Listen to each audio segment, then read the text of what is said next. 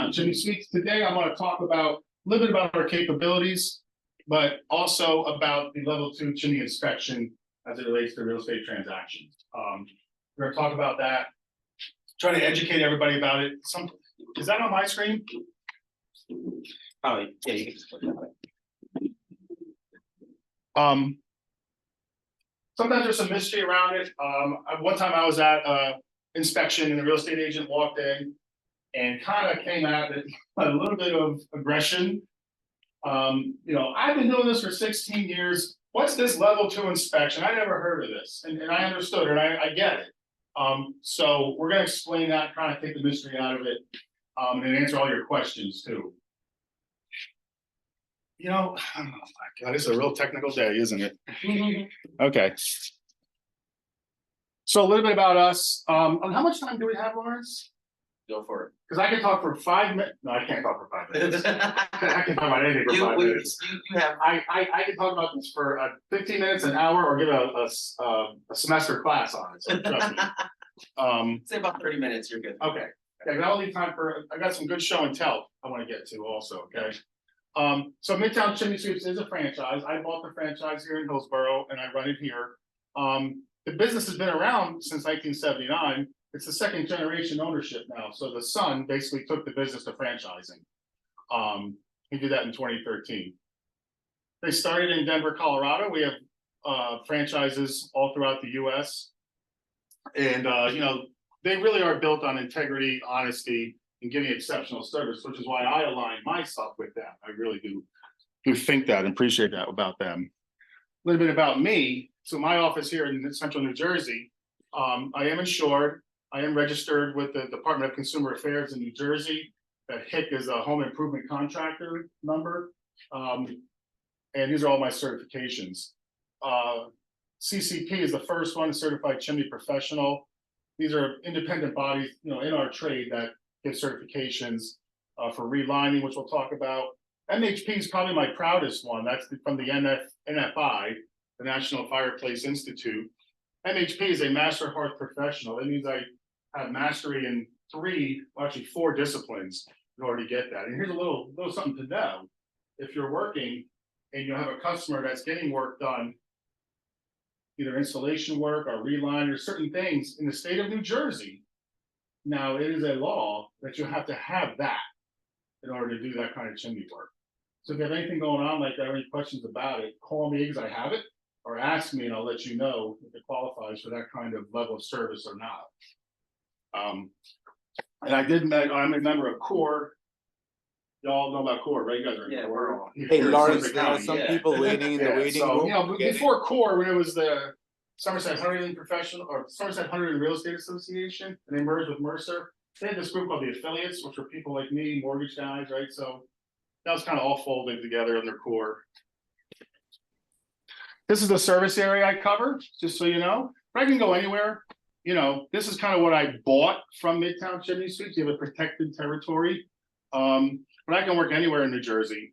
But Central New Jersey, where we are, I service. But I definitely go, all the way to, I'm in Woodbridge and Edison and places like that a lot. Some of our reviews we're very proud of. We get 5-star reviews pretty regularly. It's kind of, well, maybe a couple others.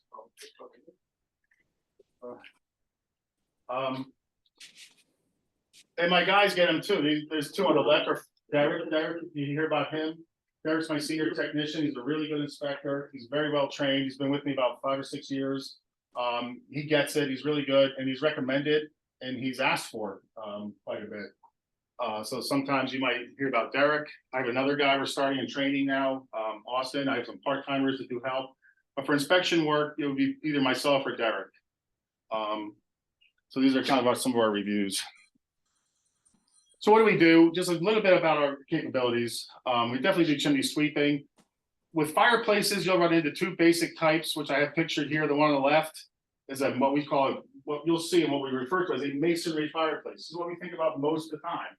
The masonry fireplace is made of brick and mortar. A mason built it at the house when they were putting up the house. The one on the left is a factory built fireplace, which you'll see a lot of. You see a lot of these in condominiums. I see them in homes too. There are a lot of newer homes have the factory built fireplace. It's a metal box fireplace that has ceramic walls on the inside. It's not laid brick like a mason builds. There's differences to those. We inspect them differently. But you know, that's the kind of two that you'll run into mostly. But we also service inserts, pellet stoves, and let's not forget boiler and furnace flues, hot water heater flues, chimneys. Many houses have chimneys but no fireplace. Many. And here in New Jersey, it's often overlooked and forgotten, but it is a chimney and it needs to be serviced. It needs to be looked at, it needs to be inspected. Many houses that have a fireplace have a second flue, and that's for that purpose. So the flue, just so we know what I'm talking about, that's the inner part of the chimney, the hole in the chimney, right? So you have one brick chimney or one factory built chimney with two separate pieces inside, one for the fireplace and one for the boiler. We inspect all of that. Gas fireplaces we work on. Can you inspect those? Should you inspect those? Yes. Do you have to? No, you don't have to inspect anything. There's really no law around it. Well, actually, we're going to talk about that until there is, and sometimes there is. But we service gas too. People say, well, that's not a real fireplace. And I go, oh, it's a real fire. It'll really burn you and it gets really hot. It's just not wood, but it's a fire. Okay. We do repairs and maintenance. Here you can see this is a factory built fireplace. It has those panels to it, like I was talking about on the inside. Ooh.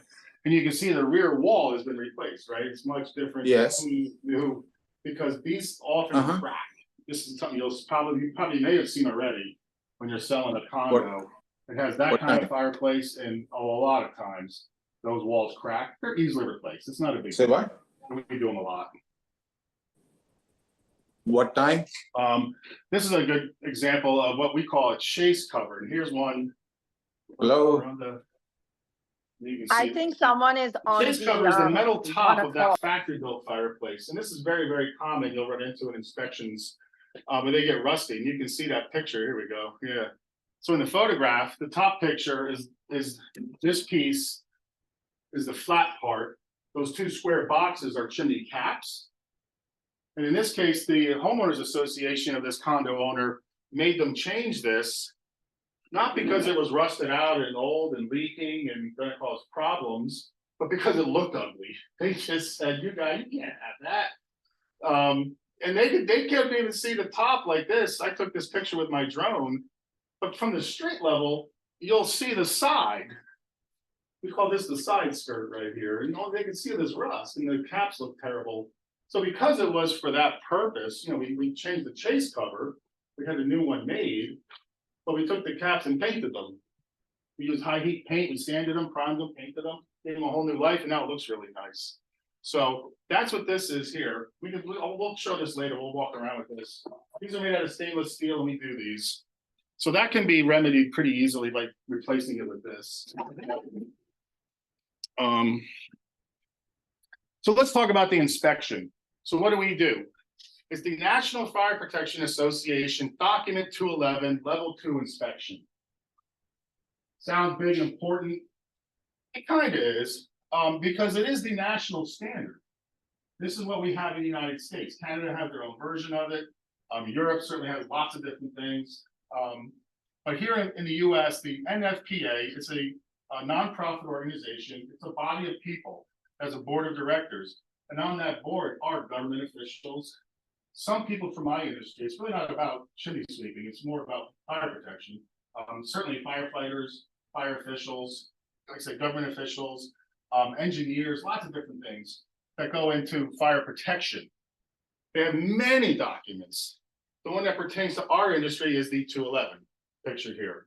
And it is the Bible for our industry. It covers everything. It's called Standard for Chimneys, Fireplaces, Vents, and Solid Fuel Burning Appliances. So it covers a lot of different things. Chimneys, fireplaces, vents, all that really we work in all the time. What's the difference between a chimney and a vent? Just that it's not that hard really. Think of a vent as like the top order, and then there's different types of vents. Chimney's one of them. You can have a pipe as a vent, you know, things like that. So it covers all that stuff. So what do we do? Well, there's a couple levels of inspection. Now, we always talk about level 2. And I'll tell you why in a minute, but there is level 1, and I'll go over that with you. And there's also level 3. And those are the only 3, there is no 4. Level 1 talks about readily accessible, meaning I can see it with my own eyes, the way I put it. I don't have to do anything special. It's readily accessible. And these are terms used in construction, actually. Readily accessible versus accessible. The scope means there's no obstructions, there's no combustible deposits, things like that.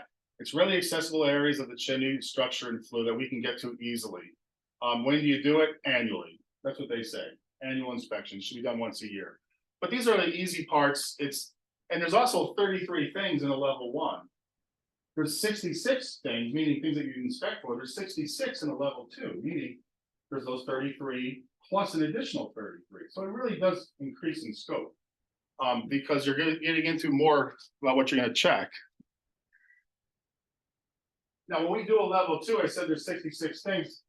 It depends on what you're doing as to which of those 66 apply. So it's not like you're going to do all 66.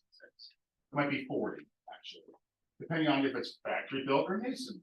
Is it a pellet stove? You know, they all have different requirements as all encompassed in those 66 things. So now we're talking about degree of access. All accessible portions of the chimney. So everything about it. And accessible means, let's see what they say. I'll explain it, but chimneys, yeah, video scanning or other means. So we put a camera up inside the flue. This is a big part of the level 2. But we check a lot of other things too. You may need to go on the roof and use a ladder. You may need to use tools. You have to take an access panel off. So it's not readily accessible. I just can't see it, but I can get to it. Is really what the point is. I can push one of these ceiling tiles out of the way and see up above a drop ceiling in a basement. It's accessible. A level 3, which I'll just get to briefly, just to show you the difference, means there's something behind that sheetrock wall, and we need to cut a hole in that wall. That's how they call it destructive inspection. Now, we don't think we've ever done one of those in a real estate transaction. But if we see smoke coming out of something, like, look, there's a problem back there, something's smoldering, we gotta get to it. We'll write up a contract, talk to the customer about it, and then start cutting holes and looking for stuff. So here's the scope again. It's all levels of the level 1, plus all these additional pieces, like I said. Now, when do you do it? So they have very specific times that they say you need to do this. Removal, changing something, stuff like that. Maybe there was a chimney fire, there was an event, but the one that really hits us here is in green, upon sale or transfer of the property. So this is why we always say level 2. If a buyer calls me, hey, we're thinking about buying this house, the home inspector saw something, he said I should call you, yes, because the property is being transferred. So that's the time to do it. They say it shall be done. They being the NFPA. Shall in their world equals mandatory. Now, do you have to do it because they say so? No, that's what they say. They want you to follow their guidance, of course. Until it is. In some towns, if you've ever sold a house in Piscataway, you know this does have to be. Plainsboro, this does have to be done. So some municipalities have regulated that the seller, always on the seller, when we run into this, has to meet the certificate of occupancy. They give them a letter, and there's a bunch of stuff on there that they got to do, and one of those things is the chimney. So we get calls for sellers. So it is mandatory in some jurisdictions. It should be done in every case, according to the National Fire Protection Association. You know, many times this is the time to catch things. Townships really enjoy stuff like this because this is why you have to do inspections on other things too. Because a house could sit there for 30 or 40 years under one ownership and be neglected for all that time. So now the new owners get it and it's really in bad shape and nobody's doing anything about it. So they really want to catch that stuff during these sales.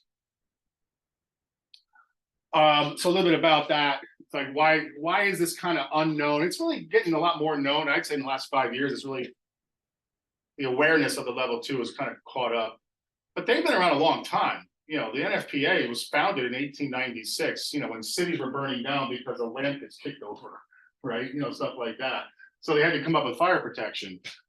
So they were around a long time. The 211 was established in 1926, so it's been around a long time too. A lot of people say, oh, that's how it was built, this is how it was, blah, blah, blah. Yeah, well, these guidances have been around for over, almost 100 years now. So it's not like it was right. Some things were just built wrong because it should have been followed by the 211 since 1926. But the level 2 is fairly new. That was established in 2003. So we've been working with that for 23 years now. So it hasn't really caught up to everybody in 23 years, but it has a lot of people. And that's why I like to do these education seminars to kind of tell you all about it and answer your questions about it. Because it is the standard for inspection and care, maintenance, building, cleaning, everything to do with chimneys and fireplaces.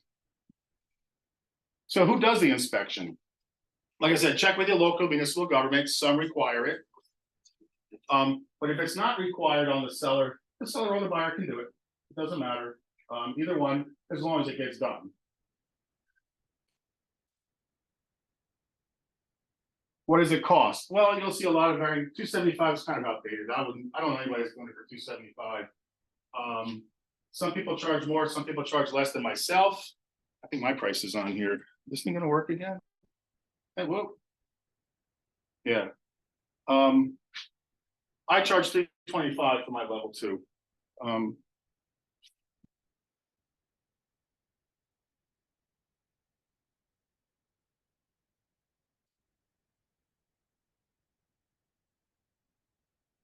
Getting ahead here. I feel like I'm missing a slide. I wanted to talk about why we inspect. There should have been a slide that says that. But yeah, I charge $325. So why do we inspect? That's what these pictures are here. So here's a flue looking up. Here was an ascending view, right? So the camera's down the bottom, it's pointing straight up. This is a heating system. This is not a fireplace, right? This is what we call a terracotta flue. So it's a masonry system. The chimney's made of brick, maybe cinder block. And the inside is a square pipe that's made of terracotta clay. Super standard, you see it everywhere. That's been around for over 100 years, believe it or not. You find some very old chimneys and fireplaces built like this.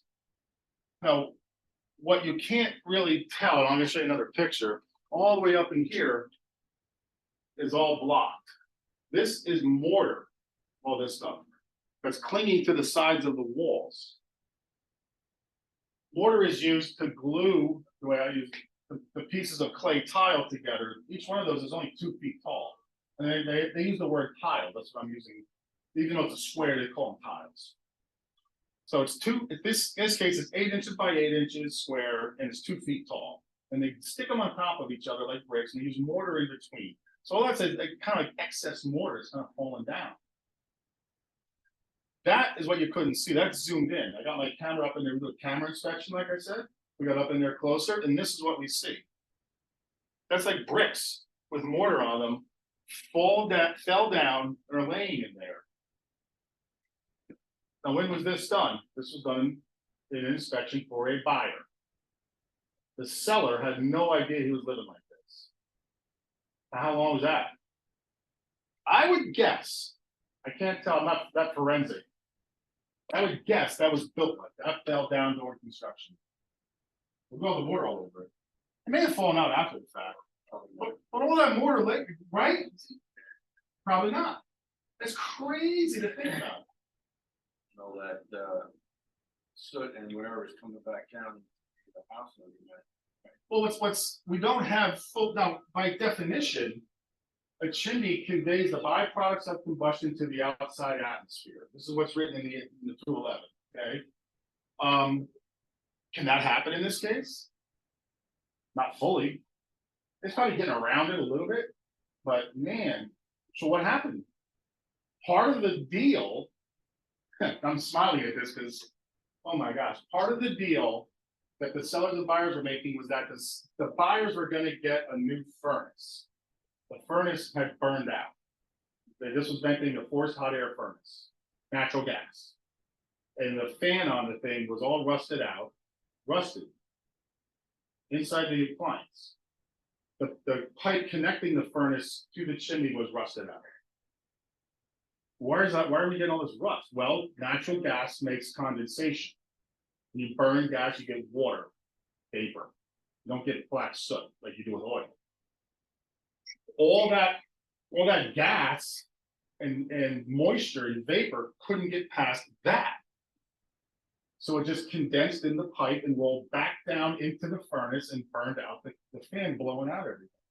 It was just, and how old was that furnace? 10 years. So because of that, that was never found during any inspection. They burned out their furnace in 10 years. That's when we got done with it. And it took hours to do that. And a piece of that fell on Derek's hands. So we're down the bottom. I think when they get into it, there's ways to get that clear, as you can see, he did. And so now what do we see? What's this white spot up here in the middle? That's daylight. All right, that's the top of the chimney that we should have seen. There's a little bit of a curve to it where the mason built it, why we don't see the full square at the top. We call that an offset. That's okay.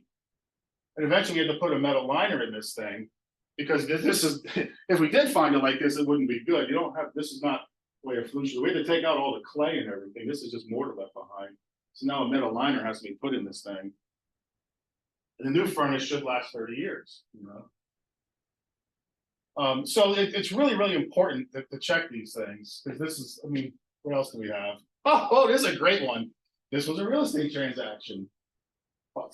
Person's buying a house. One of the inspectors, whether it was a boiler inspector or a home inspector, said, yeah, the boiler's fine. So she wanted the chimney check. Now, this is Frenchtown. This house is probably 200 years old. Has a brick chimney that had no lining in it. It was just bricks. There was no clay on the inside. And the 211 tells us every chimney must be lined. Must. Again, mandatory. So we take the pipe off. Here's the boiler down here. This picture. This has a top connector to it. The pipe goes over to the chimney. This is the base of the chimney here. We take it off so you can gain access to it. And what do we see as soon as we take it off? It's full of what I would call sand. Oh, I take this back. That's right. This was lined with barely. The lining had deteriorated. That's pieces of terracotta clay. And you can see in the picture how deteriorated it is. Now watch this. Here's me cleaning out the base of this thing. This thing was 100% blocked. Here we go. Watch this. I pretty much filled that bucket. All that's coming out of there. That stuff had been rotting and falling down for who knows how many years, 100 years or more. And not only did it filled to the bottom to the point where it started going down into the boiler. It filled the boiler, the top of the boiler up. That was crazy. So that's a very dangerous situation. The boiler may or may not work. This was done like in the spring or summer, so the boiler really wasn't on. So they wanted to have a guy come out and say, hey, is the boiler okay? We're not testing this in the winter. He comes out and says, yeah, it's fine. I didn't even know the winter turned all that stuff in there. But if it did, now it's going to backspill, we call it. It's just going to fill the basement, because the bottom of that chimney was blocked with this stuff. And we see this. We get emergency calls, the seal detector's going off because of something like that. This is why we inspect. This is creosote. This was a crazy one. I'm looking down the chimney, and I can't really, or this is actually looking up, and we can't see daylight again, and we know we should. So what's in there? This is in the kitchen. Well, here's a piece of wood in this case, right in the middle of the flue with all this creosote in here. This is black creosote. This line here is wood. Not supposed to be in the chimney. Which we figured out is actually part of the construction here. This is the cricket. This is a piece that's behind here. It actually goes into the bricks of the chimney. Once we get past that, we can't see down to the bottom. Why not? So it's from type of wood. Oh yeah, we'll talk about it. We're gonna get to that. I'm sorry. Yeah, I'm saying things. I am gonna cover that. Yeah, I'll tell you what creosote is. We're gonna show some good pictures of it.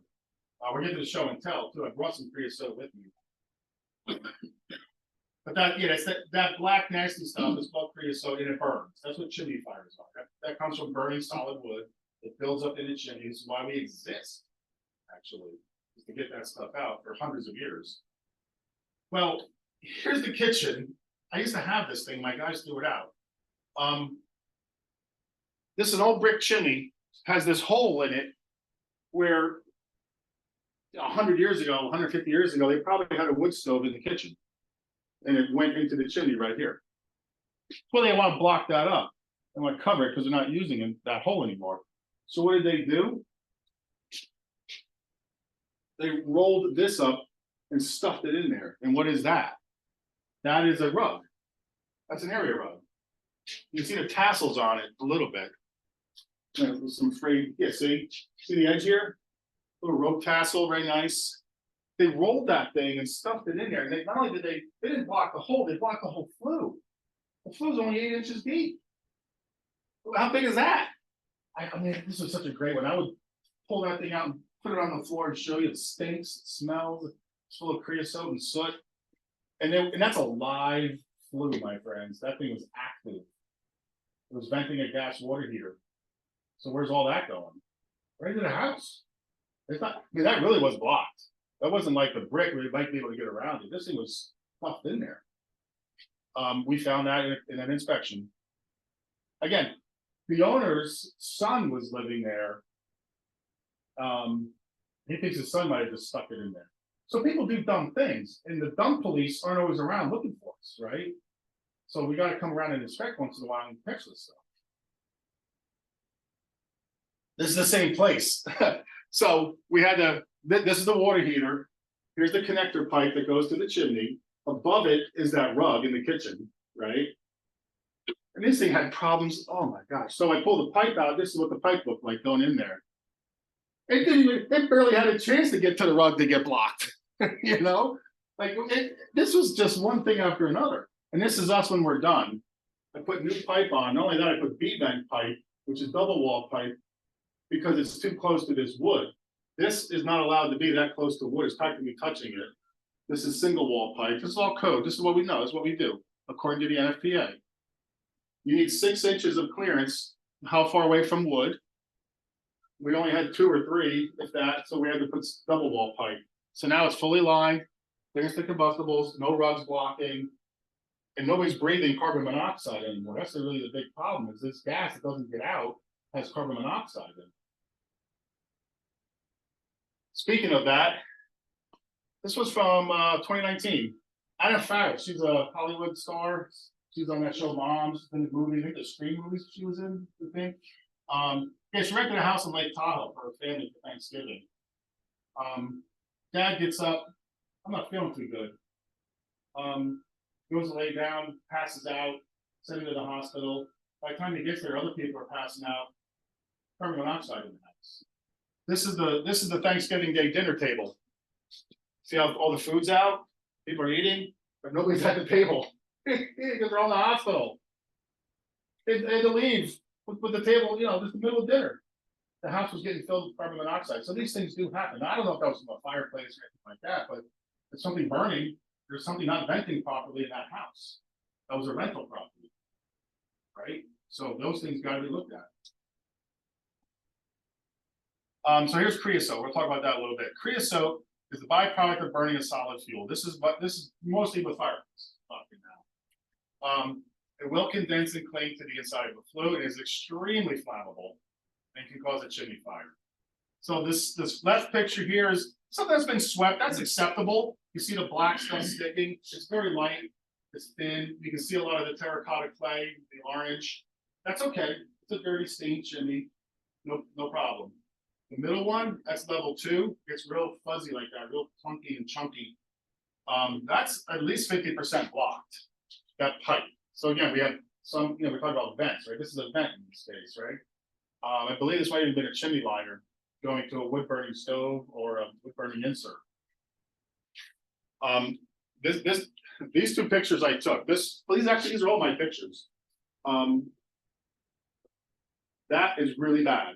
And that not only will it cause smoke to spill back into the house, and inside that smoke is carbon monoxide, that stuff can catch on fire and be a raging fire. And then the one on the left is called stage 3 glazed creosote. And it looks glazed, it looks wet.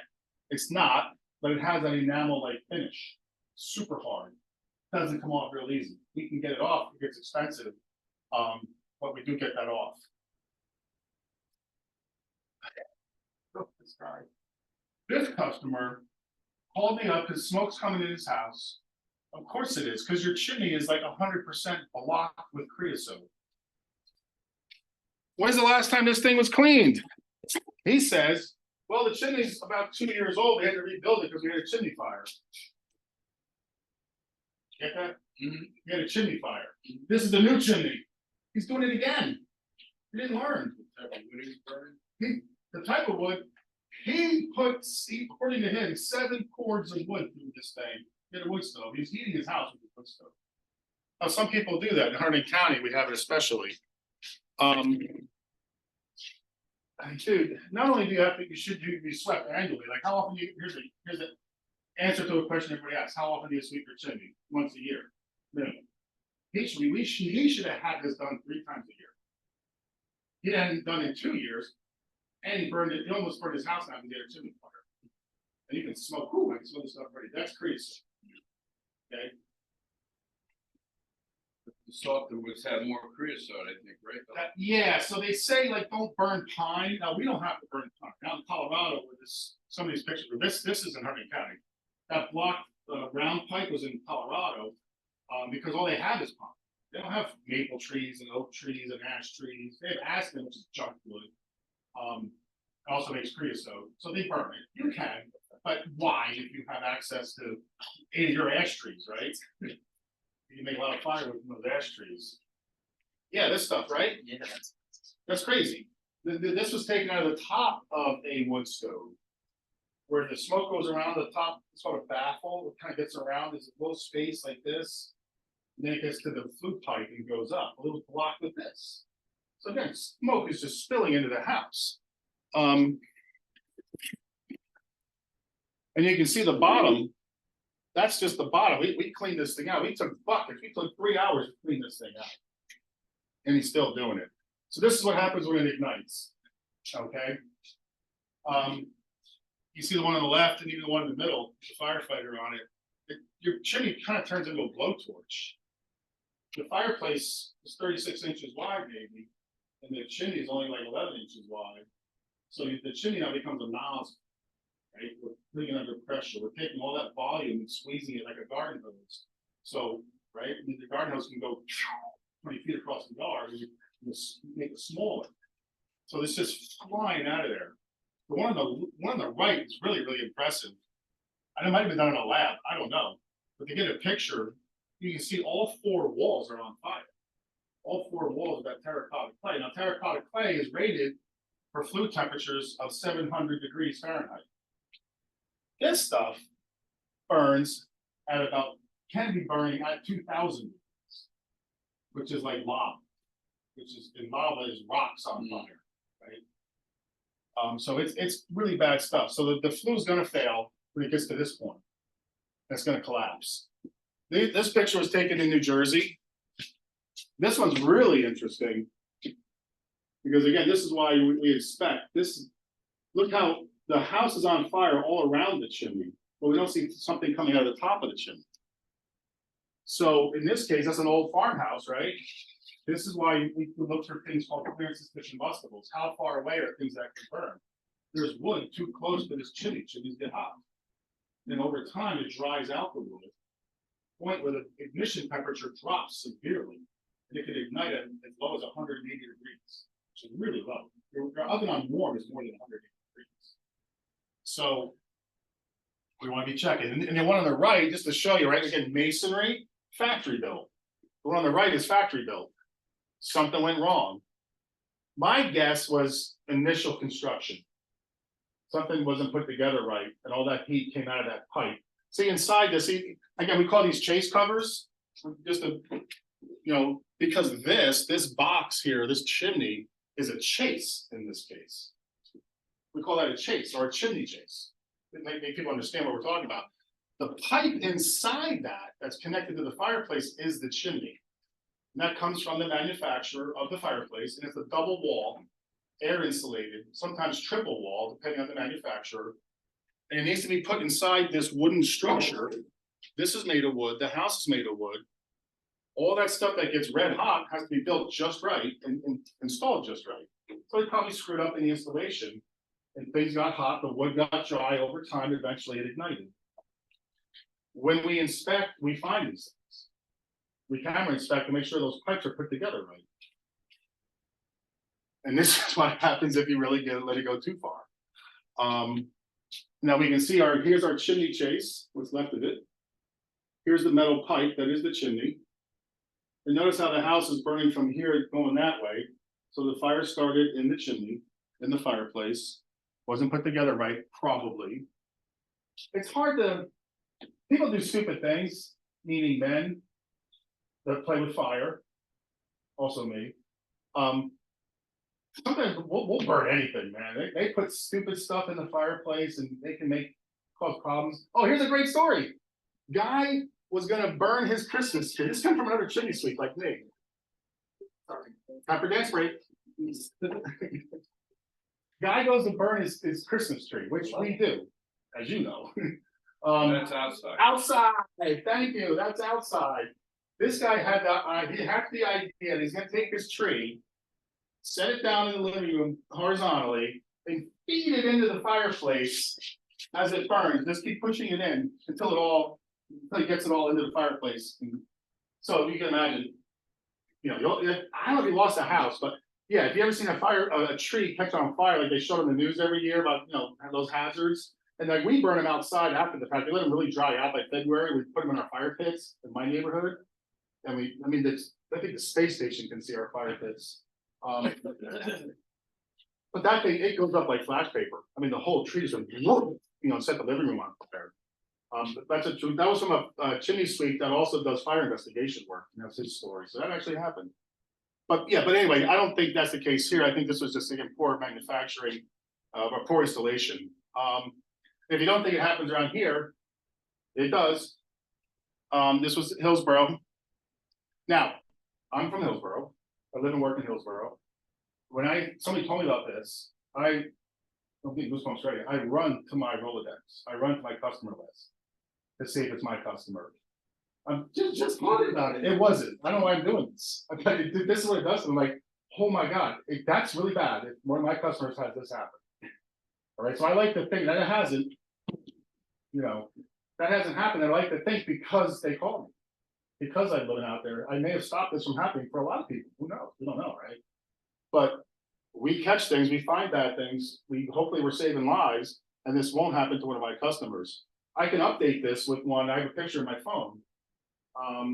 If you want to run your Rolodex, you sold 44. What's the name of that road in Ringo's? I'll think of it later. Manners, 44 Manners Drive. If you sold that house, they didn't have a chimney inspection. This Thanksgiving, going back to Anna Ferris, Thanksgiving 2023, Thanksgiving night, chimney fire, half the house is burned down. The chimney fire that happened on 44 Manners Drive. I had 4 customers on Manners Drive.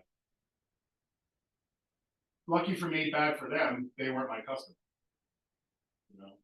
If they were, I hope I would have stopped that, but that happens. So yeah, we definitely want to look for these things. This was a creosote fire in this case. There's more pictures of it. The crews around, they have the whole thing written out here. Yeah, what they did.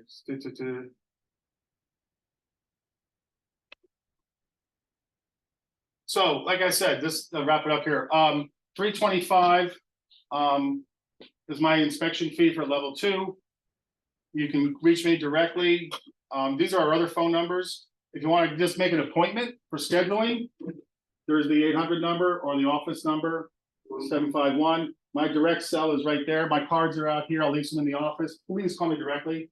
Anytime, any questions. If you need a second opinion, I get these all the time. Did one yesterday for a Kelly Williams agent in Basking Ridge.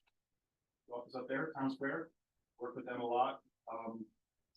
Yeah, she had a inspection done. They said this. What do you think, Kurt? I'm happy to help. No problem. Now let me show you some show and tell real quick. So we had this. Now imagine taking that out. That can block a pipe, right? We took that out. Then we filled this bucket up. Is the camera on? Then we filled this bucket up. maybe twice, and then, don't go away.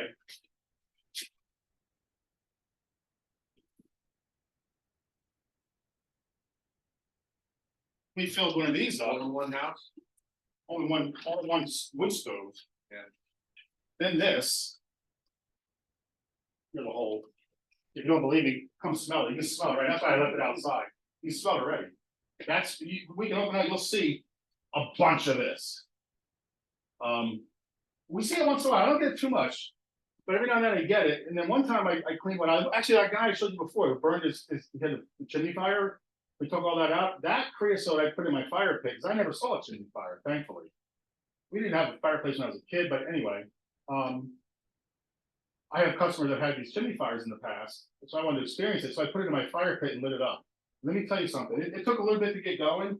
That's why some people have chimney fires and don't know it, because it might flash and then go out, flash and then go out, which is bad, but it didn't catch and go like those pictures you saw.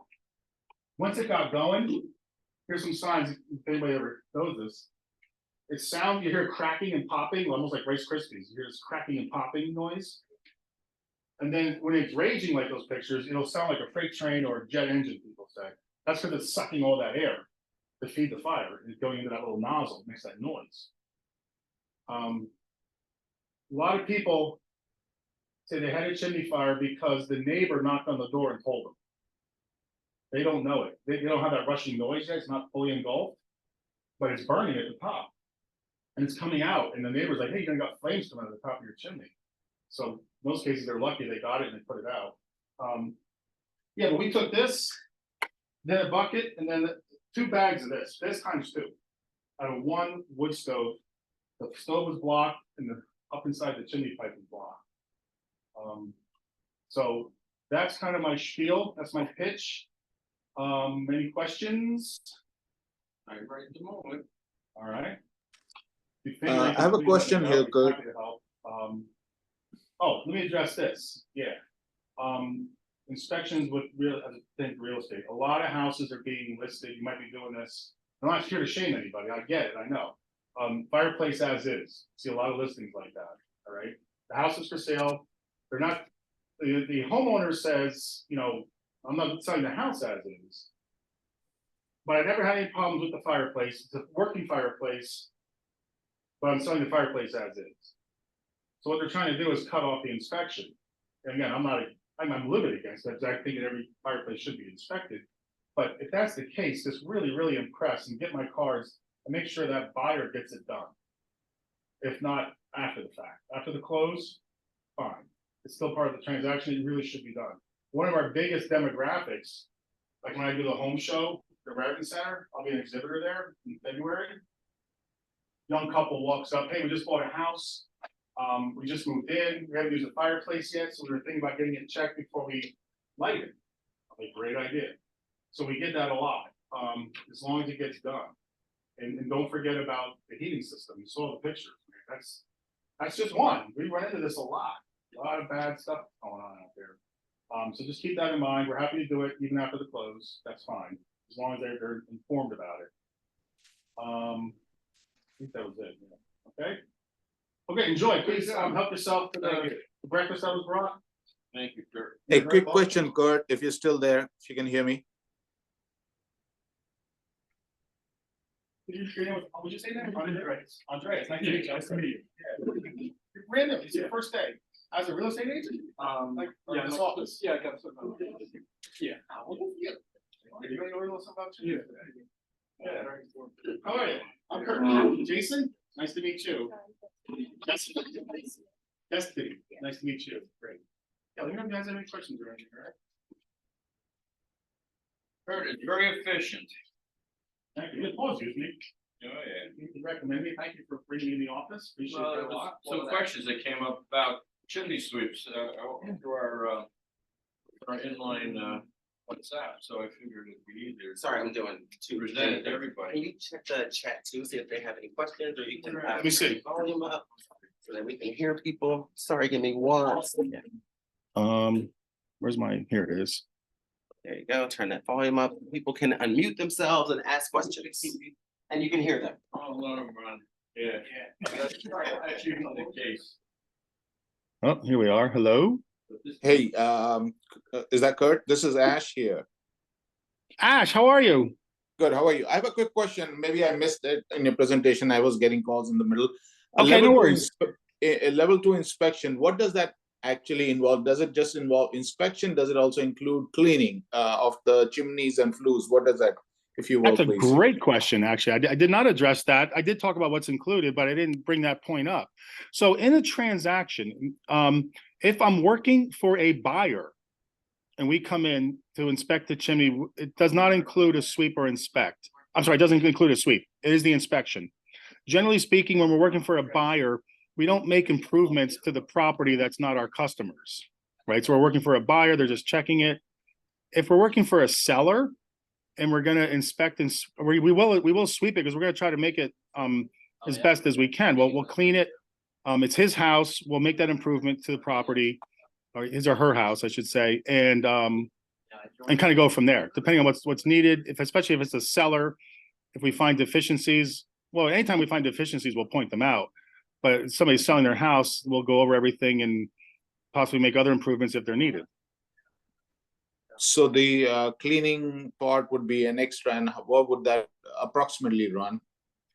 So in an inspection, a level 2 inspection for 325, an inspect only, well, it'd be, honestly, we don't charge anything more if it does need to be swept for a seller. We'll just Okay. include it for them. Okay. Yeah, it's value added in that case. It's not the Okay. biggest part of the job. If it's really bad, it needs extra attention or work, we may give them a quote to do something beyond a regular normal sweep. Okay, so basically for a seller, it's inspection plus sweep, but unless it's added job, then you would just quote for that. Correct. Got it. Thank you. You're welcome. Anytime. So for those of you who are logged in, I have cards and pads and handouts here. So my information's here in the office. If you need, when you come in, you can grab these things and give me a call anytime. All right. Thank you so much, everybody. Thank you. Yeah. If anybody else has any other questions, let me know. I'm right here.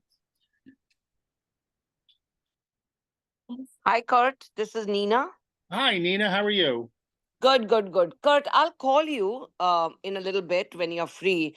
I'm just looking for a personal for my house right now, Oh, a great. chimney sweep, because I haven't really done anything. So I don't know. We'll talk later, but it's also good to know, if I have a seller whom I'm getting ready, to prompt them, listen, I did this in my house and it's a safety feature. And, I just probably at this time, I'm looking for me and a few friends, like a chimney sweep. Yes, absolutely. So, I'll call you and then we can go over the pricing. Yeah, no problem. Yeah, definitely. Yeah, with sellers, there are occasions where, depending on the condition of the house and what the seller wants and what the real estate wants and how they work, sometimes we do these proactively, even before listing. Correct. Yeah, and you can write it in your listing in the feature list that, recently, took care of the chimney or swept the chimney or exactly. Yeah, and if he does a full level 2, you can take my report and put that with the listing. So now, we've cut off any kind of discussion around that need for it. And something that I really didn't address here in the meeting, but you probably already know, I learned this from real estate agents, that a working, and this is the key part of it, a working fireplace adds to the appraisal value of the house. We did a lot of research on that. The National Real Estate Association, I found a whole survey that they did on this topic. So it is kind of a financial investment as well. Yes. That fireplace working. Safety feature is so big on this that it's definitely. Yes. Yeah, but totally agree. For those that don't catch on to the safety part, they may catch on to the money part, that it does add value to your house. So yes. And I'll say something else. I asked a real estate agent this once. I said, what are buyers' perceptions? Is it like a swimming pool where some people like it, some people don't? And that's when he said, Kurt, even if they don't use it, it adds appraisal value. Like it's always a value added to a house. Unlike a pool, it might be some people fill in swimming pools, you know, like. Right, marijuana. right. So, yeah, well, I found that pretty interesting. So, yeah, anytime you want to do something like that, yeah, I'll be happy to talk to you about it. We can work with that. Yeah, you call me, I'll be around. I'm available actually. Once I'm done here, you can call me in a few Sure, minutes. sure. I'll have my Okay, Kurt. schedule and we can talk about it. Thank you so much. Thank you. Thank you, Nita. Thank you.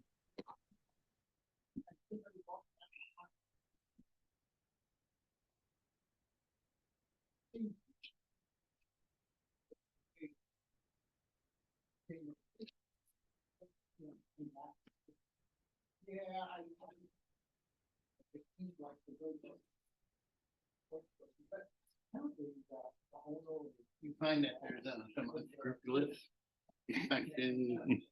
My mom got screwed royally. And it was a chimney sweep? Yeah. Chimney? Yeah. They knocked on the door and they said, you know, we're back here for your yearly. My mother's got a gas furnace and a fireplace. My dad had just passed the year before. This was back in 2015. And they told, well, we do both chimneys and we waterproof your exterior brick. Okay. They Uh, cold called her by knocking on the door? She didn't know. And Yeah, that's just people, that's what they call elder abuse, yeah, you know? and so I went over there and